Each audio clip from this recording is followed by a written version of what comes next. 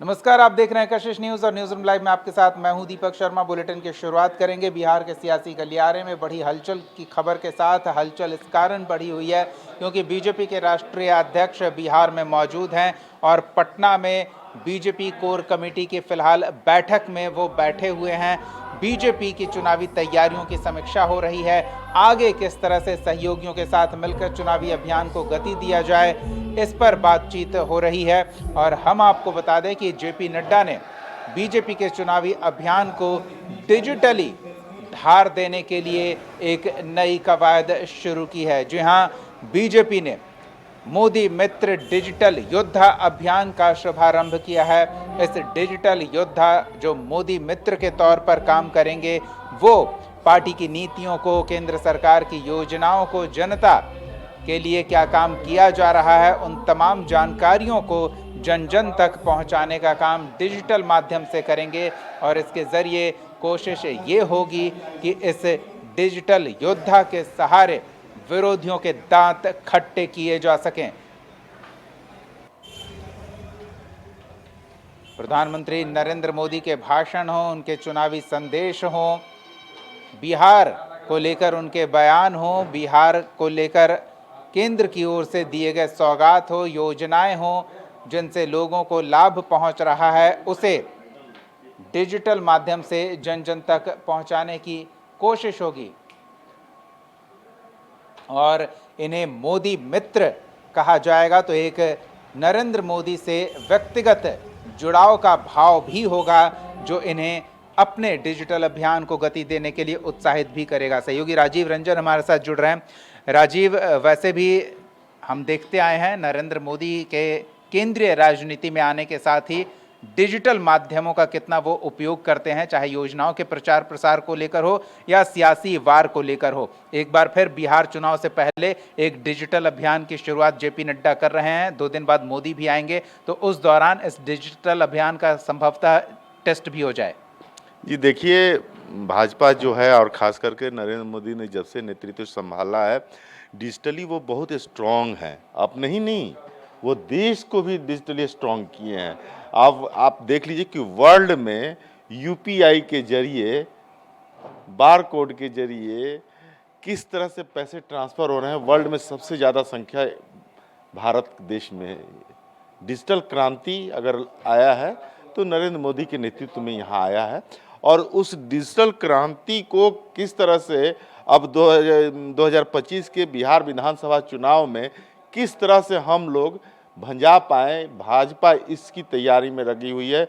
और कैसे जन जन तक डिजिटली माध्यम से, अगर नरेंद्र मोदी वहाँ मौजूद नहीं हो पाते हैं, उन क्षेत्रों में नहीं जा पाते हैं या फिर उन क्षेत्रों तक पहुँचना मुश्किल है, तो वैसी स्थिति में ये जो डिजिटली योद्धा जो जिसका नाम दिया गया है मोदी मित्र डिजिटल योद्धा, ये अपने आप में काफ़ी अहम है। क्योंकि देखिए, अभी आपने बोला कि टेस्ट भी हो जाएगा, 15 तारीख को पूर्णिया में उनकी रैली है प्रधानमंत्री की। तो प्रधानमंत्री कब क्या बोलेंगे, उनके दिमाग में क्या चल रहा है, क्या विज़न है बिहार को लेकर के, देश को लेकर के, अब वहाँ वो बोलेंगे तो वो भाषण कितना कारगर होगा 2025 के चुनाव में। उस भाषण के कौन कौन से पॉइंट को जन जन तक पहुंचाना है, या फिर प्रधानमंत्री द्वारा किए गए कार्यों को विकास के परिप्रेक्ष्य में अगर वो जनता तक नहीं पहुंच पाई है और जनता तक पहुंचाना है, तो वो सारे चीज़ जो है ये डिजिटल योद्धा करेंगे और वो ले करके जन जन तक जाएंगे, घर घर तक जाएंगे। और चूंकि डेटा तैयार किया गया है, हर घर से एक डेटा है कि किस तरह से आप उस डेटा को, उस डेटा में मोबाइल नंबर है, तो उस मोबाइल नंबर पे वो डिजिटली सारी चीज़ों को भेजा जाए और पहले भेज दिया जाएगा। अगर मान लीजिए कि आपको मुझे कोई मैसेज पहुंचाना है, जो आप तक पहुंचेगा तो मुझे फ़ायदा होगा। मैंने आपको पहले मैसेज डाल दिया, वीडियो डाल दिया, डॉक्यूमेंट्री डाल दिया आपके मोबाइल पर, व्हाट्सएप के जरिए, सोशल मीडिया के जरिए। आप उसको ज़रूर खंगालिएगा कि आखिर इसने क्या भेज दिया। आप देखिएगा, फिर मैं अपने आप फिजिकली आपके पास पहुंच जाऊं, तो उसका असर कितना इम्पैक्ट पड़ेगा, कितना असर पड़ेगा, ये बताने की ज़रूरत नहीं है।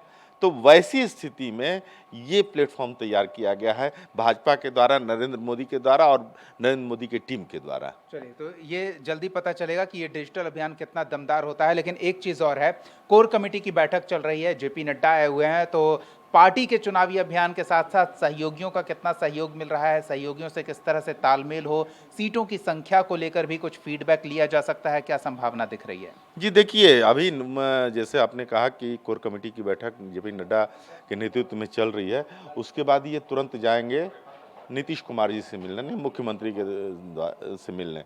और चूंकि एनडीए घटक दल का मुख्य अगर कोई घटक दल है तो वो जदयू है, और जिसके नेतृत्व में, जिसके नीतीश कुमार के नेतृत्व में बिहार में सर जो है हम लोग फिर माने भाजपा जो है, चाहे एनडीए जो है, वो चुनाव लड़ने जा रही है। तो वैसी स्थिति में अभी चूंकि फीडबैक की बात है, तो वो फीडबैक लेने की तो बात है ही, अपने लोगों को बताने की बात तो है ही, लेकिन इसके अलावा भी चूंकि नीतीश कुमार जी से मिलना होगा, वो राष्ट्रीय अध्यक्ष हैं भाजपा के वो, तो वैसी स्थिति में वहाँ से भी फीडबैक मिलेगा।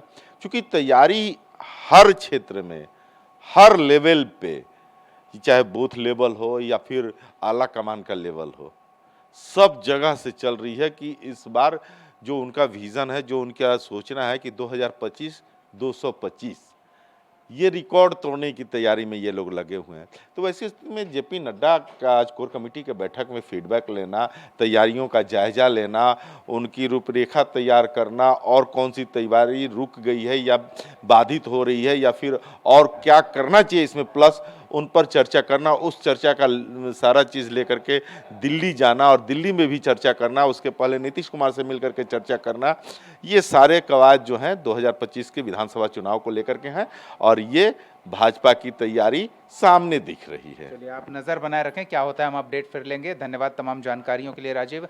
तो जेपी नड्डा बिहार पहुंचे हैं और इस कोशिश में हैं कि चुनाव से पहले चुनावी अभियान से संबंधित हर चीज़ का स्पष्ट ब्यौरा ले लिया जाए और आगे क्या रणनीति हो, साझा क्या कार्यक्रम हो, इसको लेकर एक बातचीत सहयोगियों के साथ हो। तो नीतीश कुमार से भी मिलने जाएंगे।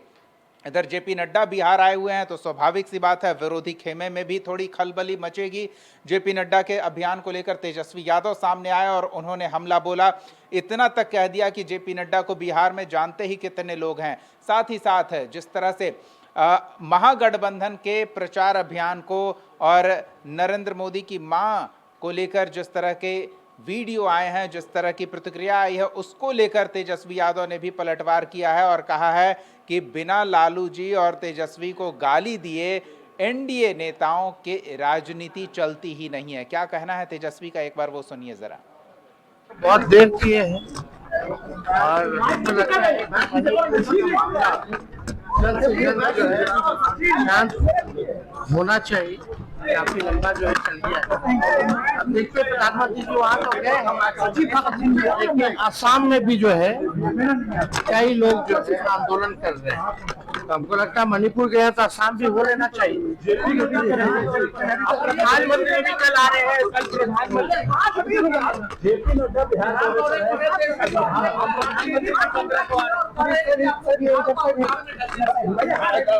जेपी नड्डा जी बताए कि अब तक भाजपा का राष्ट्रीय अध्यक्ष कब तय होगा, देरी क्यों हो रही है?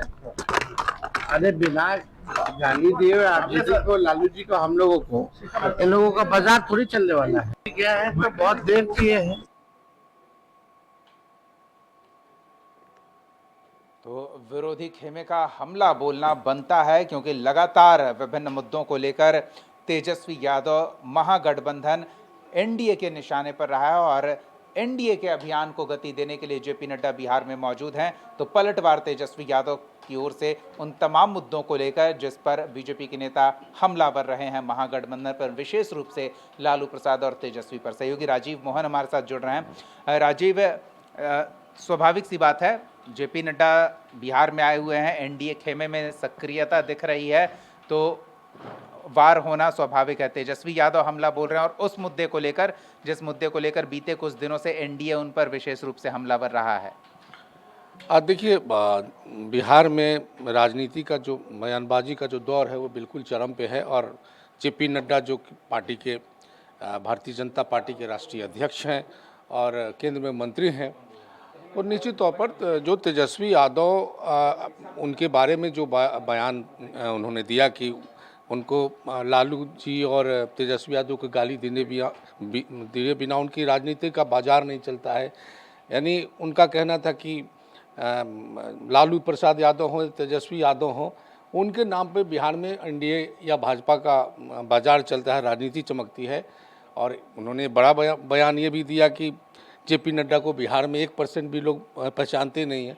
तो देखिए अभी चुनाव का माहौल है और बयानबाजी जिस प्रकार से चल रहा है, तो ये सारे जो महागठबंधन के नेता हैं या एनडीए गठबंधन के नेता हैं, ये तमाम लोग अपने नैरेटिव सेट करने के मतलब जुगत में लगे हैं कि कौन सा नैरेटिव को सबसे आगे लेके चले ताकि चुनाव में उनको फ़ायदा हो।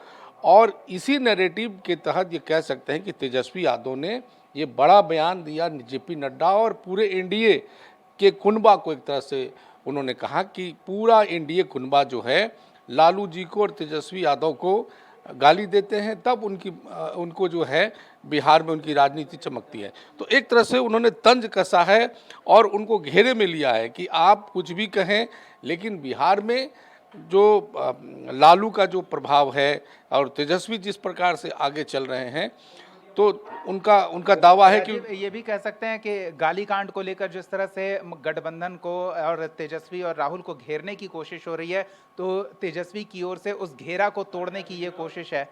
जो मैंने पहले ही कहा कि तेजस्वी यादव या एनडीए के लोग, ये तमाम लोग अब जो है अपने बयानों से एक दूसरे को घेर रहे हैं और उसी के तहत तेजस्वी यादव का ये हमला है, पलटवार है कि किसी तरह से कि एक ऐसा माहौल बनाया जाए, एक ऐसा नैरेटिव बनाया जाए जो एनडीए के खिलाफ हो और उनको चुनाव में इसका फ़ायदा हो। और यही कारण हो कि लगातार करें जेपी नड्डा तो देश के स्वास्थ्य मंत्री हैं, भारतीय जनता पार्टी के राष्ट्रीय अध्यक्ष हैं, उनको वो कह रहे हैं कि 1% बिहार में नहीं जानते।